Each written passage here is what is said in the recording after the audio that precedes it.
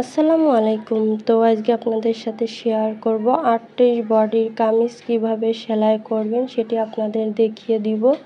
তো দেখুন এখানে হচ্ছে আমি এই যে 3/4 হাতা দিয়েছি, এখানে পান গলা শেপ দিয়েছি আর পেছনে দিয়েছি গোল গলা।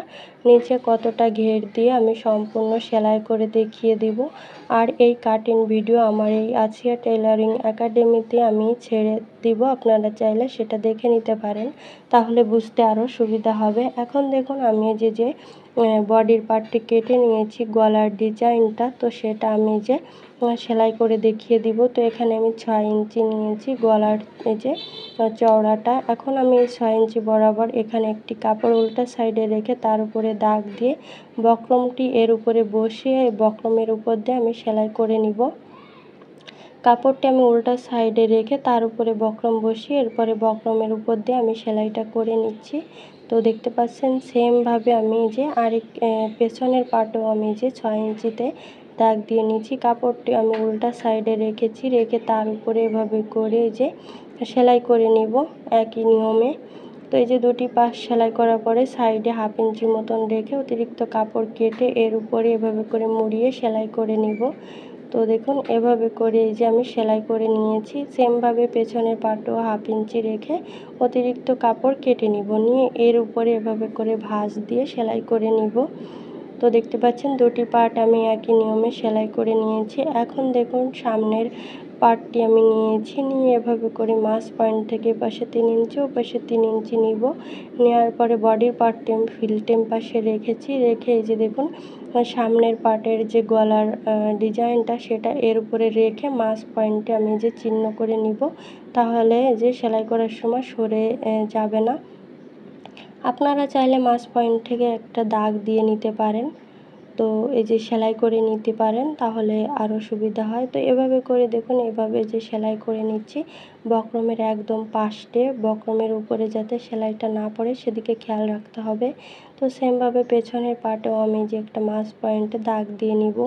নেওয়ার পরে যে বডির পার্টটি ফিল্টেম পাশে রেখে এপাশে 3 ইঞ্চি ওপাশে 3 ইঞ্চিতে দাগ দিয়ে, তো দেখুন এই যে বডির পার্টটি এভাবে করে এর উপরে রাখবো, রেখে যেখানে এই যে আমি এই যে মাছ পয়েন্টে দাগ দিয়ে নিয়েছি, নিয়ে বক্রমের নিচ দিয়ে সেলাই করে নিব।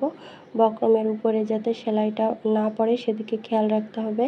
তো এরপরে আমি যে দুই পাশেই একই নিয়মে সেলাই করে নিয়েছি। এখন ভিতরে কাপড় কেটে এখানে একটু একটু করে কেটে নিব, যাতে গলার ফিনিশিংটা ভালো আসে, যাতে সেলাইটা কেটে না যায় সেদিকে খেয়াল রাখতে হবে। তো সামনের পার্টটি আমি সেলাই করে নিয়েছি, এখন পেছনের পার্টটিও একই নিয়মে ভিতর দিক থেকে কাপড় কেটে এই যে একটু একটু করে কেটে নিব, সেলাইটা যাতে কেটে না যায়। এরপরে গলার পটিটা উল্টিয়ে ফিল্টেম পাশে গলার পটির উপর দিয়ে একটা চাপ সেলাই দিয়ে নিব। তো এই যে একই নিয়মে সেলাই করার পরে এই যে ভিতরে রেখেছি ফিল্টেম পাশ, আর এই যে দেখুন আমি সামনের পার্টের গলার পটিটা এভাবে করে ভাঁজ দিয়ে ওই যে পেছনের পার্টের গলার পটিটা এর উপরে উল্টিয়ে আমি এই যে এর উপরে সেলাই করে নিব, যাতে এই যে গলার এখানে কাপড়টি বেরিয়ে না থাকে, ভালো একটা শেপ আসে। সেমভাবে আমি এই যে এই পাশেরটাও আমি একই নিয়মে দেখুন ভাঁজ দিয়ে নিচ্ছি, এখানে যাতে কাপড়টি কম বেশ না হয় সেদিকে খেয়াল রাখতে হবে। এখানে অবশ্যই ব্যাক স্টেপ সেলাই দিবেন আর অবশ্যই ডাবল সেলাই দিয়ে নেবেন। তো এখানে এই যে আমি ডাবল সেলাই দিয়ে নিচ্ছি দুটি কাঁধে একই নিয়মে। তো দেখতে পাচ্ছেন কাঁধটি এই যে সেলাই করার পরে এখন এভাবে করে সুতাটি কেটে তারপরে এভাবে করে উল্টিয়ে দেখুন এই গলার পটির উপরে আমি একটা সেলাই করে নিব। আপনারা চাইলে এখানে হাতের সেলাইও করে নিতে পারেন। তো দেখুন আমি এখানে মেশিনের সেলাই দিচ্ছি, এখানে কাপড়টি যাতে ঘুচিয়ে না থাকে সুন্দরভাবে টেনে টেনে মেলে তারপরে সেলাই করে নেবেন। তো দেখতে পাচ্ছেন খুব ইজিলিভাবে কিন্তু আমি গলারটি এই যে সেলাই করে নিচ্ছি। তো এই যে সম্পূর্ণ সেলাই করা এই যে গলার সেলাইটা দেওয়া হয়ে গেছে। এখন আমি বডির মাপটি দেখিয়ে দিচ্ছি। তো বডি হচ্ছে 38 অর্ধেক হচ্ছে 19 ইঞ্চি। তো আমি এই যে এই পাশ থেকে ধরে দুটি কাপড় মিলিয়ে তারপর 19 ইঞ্চিতে দাগ দিয়েছি, আর এই পাশে আছে দেখুন 3 ইঞ্চির মতো। তো আমি আবার ওই যে মেপে দেখিয়ে দিচ্ছি। তো এখানে আছে এই যে 3 ইঞ্চি, তো সেই 3 ইঞ্চিতে আমি দাগ দিয়ে নিব। এই পাশে 1.5 ইঞ্চি, ও পাশে 1.5 ইঞ্চিতে দাগ দিয়ে দিব। তো দেখুন আপনারা আপনাদের মেজারমেন্ট অনুযায়ী মাপগুলো নিয়ে নেবেন। তো এরপরে এই যে কোমরের মাপ নেব। কোমর হচ্ছে 34, 34-এর অর্ধেক 17 ইঞ্চি, আর এপাশে আছে যে 3 ইঞ্চির মতন, এপাশে এই যে 1.5 ইঞ্চি, এই পাশে 1.5 ইঞ্চি দিলে তাহলে মূলত মাপ বেরোয় যাবে।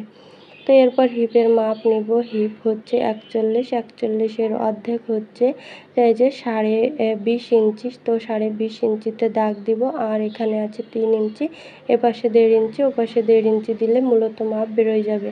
তো আপনারা চাইলে সেলাই মার্জিনের জন্য 1 ইঞ্চি রাখতে পারেন, কোনো সমস্যা নেই। তো এখন দুটি কাপড় সমান করে ধরে দাগ অনুযায়ী সেলাই করে নিব। আর এই যে হিপের এই যে গানটা, এখানে ডাবল সেলাই যে ভালোভাবে ব্যাক স্টেপ সেলাই দিয়ে নিতে হবে, যেহেতু এখানে সাইড ফাড়া হবে, যাতে সেলাইটা ছুটে না যায় সেদিকে খেয়াল রাখতে হবে।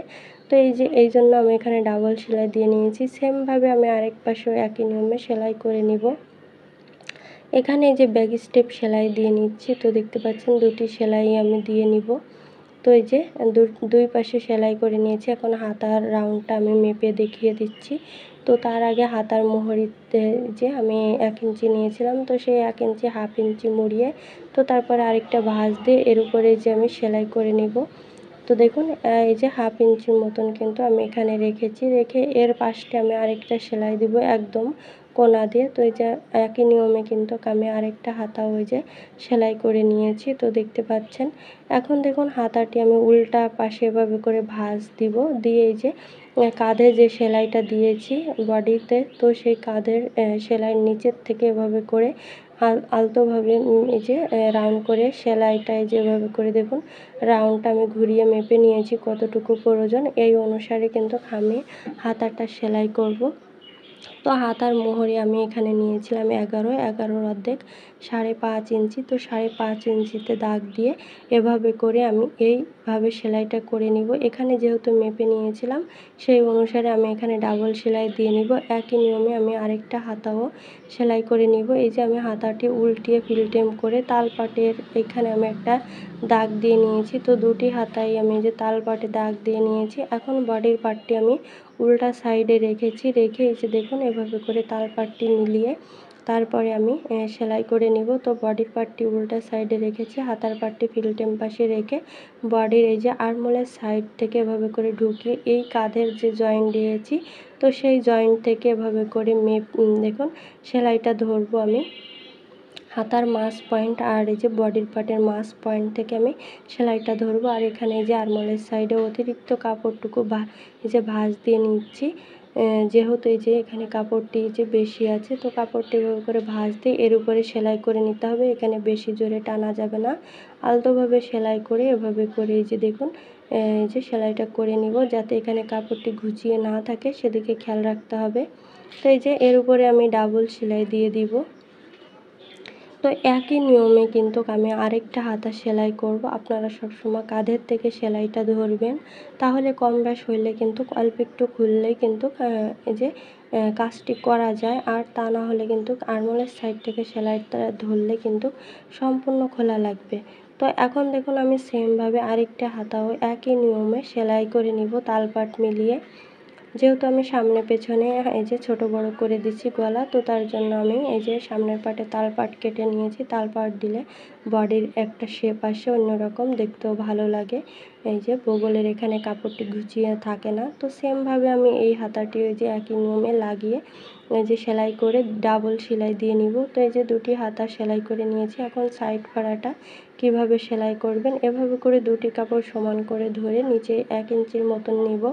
আর এই যে এইখানে আমি হিপের যে সেলাই দিয়েছি, তো সেই সেলাই অনুযায়ী এভাবে করে ভাঁজ দিয়ে নখ দিয়ে একটু চেপে নিতে হবে। তো যেহেতু ভাঁজটি ভালোভাবে বোঝা যাচ্ছে না, তো তার জন্য আমি একটু চক দিয়ে দাগ দিয়ে নিচ্ছি, যাতে বুঝতে সুবিধা হয়। সেমভাবে এই পাশেও আমি যে দেখুন এই ভাঁজটাও আমি একই নিয়মে দিয়ে নিচ্ছি। তো দেখতে পাচ্ছেন এভাবে করি। এই পাশে সাইড ফাড়াটাও আমি যে দেখুন ভাঁজ দিয়ে যে দাগ দিয়ে নিচ্ছি। এখন দেখুন এভাবে করে কাপড়ে যে নিচের দিক থেকে আমি যে প্রথমে 1/2 ইঞ্চি ভেঙে তারপরে আরেকটা ভাঁজ দিয়ে এর উপরে যে সেলাই করে নিব। এখানে যাতে এই যে দেখতে পাচ্ছেন আমি কীভাবে সেলাইটা করে নিয়েছি। এখানে যেহেতু আমি হিপের এখানে 1.5 ইঞ্চির মতন কাপড় নিয়েছিলাম, তো তার জন্য কাপড়টা একটু বেশি আছে। আপনারা চাইলে সাইডে 1 ইঞ্চিও নিতে পারেন। এখন দেখুন সাইড ফাড়াটা আমি কিভাবে সেলাই করে নিচ্ছি। এতটুকু সেলাই দেওয়ার পরে এভাবে করে সেলাইটা ঘুরিয়ে এই সাইডে সেলাইটা নিয়ে তারপরে এভাবে করে মুড়িয়ে ভাঁজ দিয়ে নিতে হবে। এখন এই সেলাইটা আবার নিচের দিকে সেলাইটা ঘুরিয়ে নিব।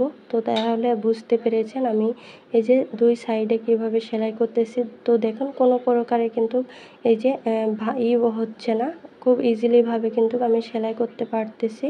তো কেউ বলে যে আপু এখানে এই যে সেলাই দেওয়ার পরে এখানে মিল করতে পারি না, এই যে এঁকে বেঁকে হয়ে যায় এবং এখানে হচ্ছে ভাঁজ ঘুরে যায়, এই যে এখানে কাপড়টি ঘুরে যায়, সেলাই করা যায় না।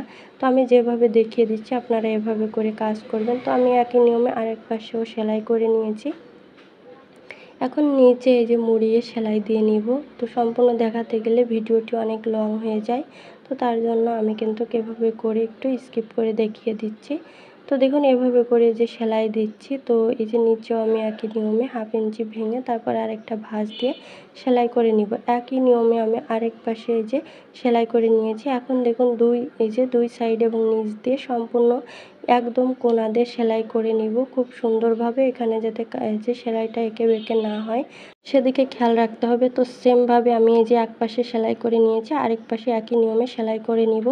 তো এই যে দেখতে পাচ্ছেন, তো সম্পূর্ণ আমি এই যে সেলাইটা করে দেখিয়ে দিয়েছি। আর আমি কাটিং ভিডিও আমার চ্যানেলে আপলোড করে দিব, সেটা আপনারা দেখে নিতে পারেন। তো আজ এই পর্যন্ত, নেক্সট অন্য কোনো ভিডিও নিয়ে আবার চলে আসবো। তো সবাই ভালো থাকবেন, আমার জন্য দোয়া করবেন। আল্লাহ হাফেজ।